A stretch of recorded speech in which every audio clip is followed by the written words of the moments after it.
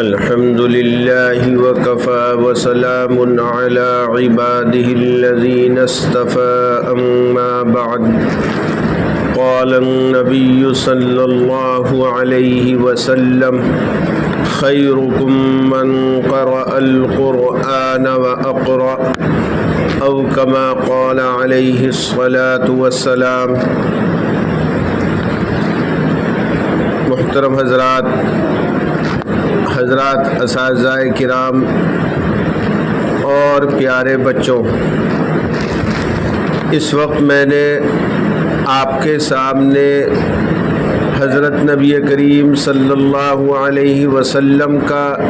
ایک ارشاد گرامی پڑھا ہے۔ یہ وہ حدیث پاک ہے کہ جس کو میرے شیخ محی السنہ حضرت مولانا شاہ ابرار الحق صاحب نور اللہ مرقدہ بچوں کو جب نصیحت فرماتے تھے تو اکثر یہی حدیث پڑھتے تھے۔ چونکہ یہ ادارہ بھی حضرت رحمۃ اللہ علیہ کا فیض یافتہ ادارہ ہے اور یہاں پڑھانے والے ہوں یا یہاں کے ذمہ دار ہوں، ان کا بھی چونکہ میرے شیخ حضرت ہردوئی سے ایک خاص تعلق اور لگاؤ ہے، تو دل چاہا کہ حضرت ہی کی کچھ باتیں آپ کے سامنے عرض کر دی جائیں۔ میرے بچوں اور خاص طور سے حضرات اساتذہ کرام، اس حدیث پاک میں اللہ کے نبی علیہ الصلاۃ والسلام نے جو ارشاد فرمایا اس کا حاصل یہ ہے کہ تم میں بہترین لوگ وہ ہیں جو قرآن کریم پڑھتے اور پڑھاتے ہیں۔ تو اللہ کا بے پناہ احسان ہے کہ ہم سب کا تعلق، چاہے وہ انتظامی اعتبار سے ہو یا پڑھانے کے اعتبار سے ہو یا پڑھنے کے اعتبار سے ہو، کس نہ کسی درجے میں قرآن پاک سے جڑا ہوا ہے۔ تو گویا کہ ہم سب کے لیے اللہ کے نبی علیہ الصلاۃ والسلام نے بہترین اور اعلیٰ درجے کا انسان ہونے کی خوشخبری دی ہے۔ لیکن میرے عزیزوں، ایک بات یہاں پر یاد رکھنے کی ہے کہ اگر کسی چیز کو کسی خاص مقصد کے لیے بنایا جائے، کوئی چیز کوئی خاص فائدہ پہنچانے کے لیے بنائی جائے، تو جب تلک وہ چیز اپنے مقصد کا فائدہ دیتی رہتی ہے اور جس کام کے لیے اس کو بنایا تھا وہ نفع دیتی رہتی ہے، تو اس چیز کی وقت رہتی ہے، قدر رہتی ہے۔ اور اگر وہ چیز اپنا نفع دینا بند کر دے، اپنا فائدہ پہنچانا بند کر دے، جس کام کے لیے اس کو بنایا تھا وہ اس سے فائدہ حاصل نہ ہو رہا ہو، تو پھر اس چیز کی کوئی قدر نہیں ہوتی۔ دیکھیں، مثال کے طور پر اس وقت ہمارے سروں کے اوپر یہ ٹیوب لائٹ لگی ہوئی ہے۔ ٹیوب لائٹ کو کیوں بنایا گیا ہے؟ تاکہ جب ہم اندھیرا محسوس کریں تو اس کو جلا کر اندھیرے کو دور کر دے، اور یہ ٹیوب لائٹ ہمیں روشنی دے۔ تو یہ ٹیوب لائٹ جب تک روشنی دیتی رہے گی، اپنا فائدہ پہنچاتی رہے گی، تب تک ہم اس کی قدر کرتے رہیں گے، اس کی حفاظت کی فکر کرتے رہیں گے۔ اگر یہ ٹیوب لائٹ میلی ہو جائے، گندی ہو جائے، تو اس کو بڑی احتیاط سے اتروایا جائے گا اور بڑے احتیاط کو سامنے رکھتے ہوئے اس کی صفائی ستھرائی کی جائے گی، اور پھر واپس اس کو اس کی جگہ پر لگا دیا جائے گا، اور کوشش کی جائے گی کہ ذرا بھی اس کے اندر ٹھیس نہ آنے پائے۔ کسی سمجھدار انسان سے، بہت معقول بچے سے اس کی صفائی کرائی جائے گی اور عزت کے ساتھ اس کو اس کے مقام کے اوپر واپس رکھ دیا جائے گا۔ تو یہ ٹیوب لائٹ جب تک اپنا یہ فائدہ دے رہی ہے، نفع پہنچا رہی ہے، اس وقت تک ہم اس کے ساتھ میں یہی عزت کا اور احترام کا برتاؤ کرتے ہیں۔ لیکن اگر معلوم ہو کہ ہم نے بٹن دبایا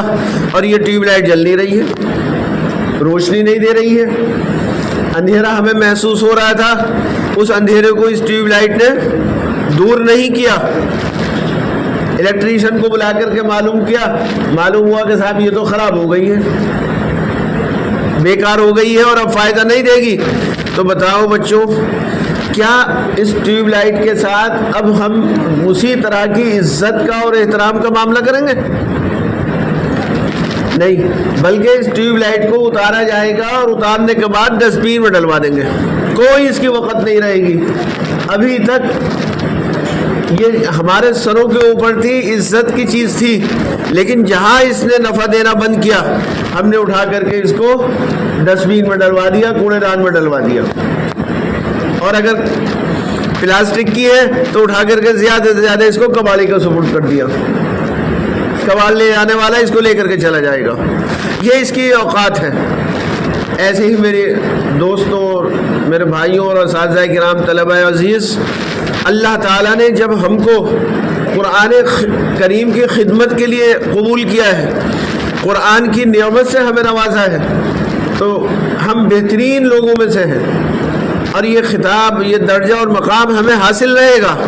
لیکن اگر خدا نہ خواستہ ہم نے اپنا تعلق قرآن کریم سے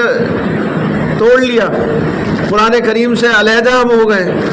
اور جو نفع اور جو فیض ہمارے ذریعے سے قرآن کریم کا پہنچ رہا تھا، اگر وہ فیض پہنچنا بند ہو گیا تو پھر وہی حال ہمارا بھی ہوگا جو ٹیوب لائٹ کا ہوا۔ اللہ تعالیٰ ویسے ہی برتاؤ ہمارے ساتھ کریں گے جیسا کہ ہم نے ٹیوب لائٹ کے ساتھ میں برتاؤ کیا۔ اس لیے ہمیں اس کی قدر کرنی چاہیے،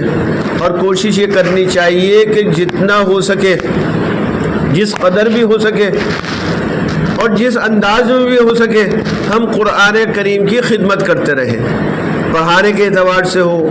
پڑھنے کے اعتبار سے ہو، یا اس کے اندر کسی بھی طریقے سے جانی مالی تعاون کرنے کے ذریعے سے ہو، جس انداز سے بھی ہم کو قرآن کریم سے جڑنے کی توفیق ملے، ہمیں قرآن کریم سے جڑنا چاہیے، اور اپنا مشغلہ، اپنا اوڑھنا بچھانا ہمیں قرآن کریم کو بنانا چاہیے۔ ہردوئی میں ہی ہمارے ایک اور بزرگ تھے، حضرت قاری امیر حسن صاحب نور اللہ مرقدہ، تمام اساتذہ کرام جانتے ہیں حضرت کو، ایک بہت بڑی شخصیت ہے حضرت بھی۔ حضرت خاص طور سے ان اساتذہ کرام کو جو کسی مدرسے سے علیحدہ ہو جائے، ایسا ہوتا ہے بعض مرتبہ کوئی مدرس کہیں پر پڑھا رہا ہے، دینی خدمت کر رہا ہے، اور پھر کچھ حالات پیش آئے اور آدمی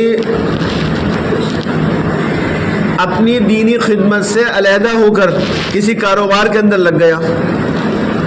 کوئی دنیاوی کام کرنے لگا اور قرآن کریم کی خدمت اس نے چھوڑ دی۔ تو حضرت کے پاس جب وہ آتا ایسا شخص اور ملاقات کرتا، یا حضرت خود ایسے شخص کو بلاتے اور نصیحت فرمایا کرتے تھے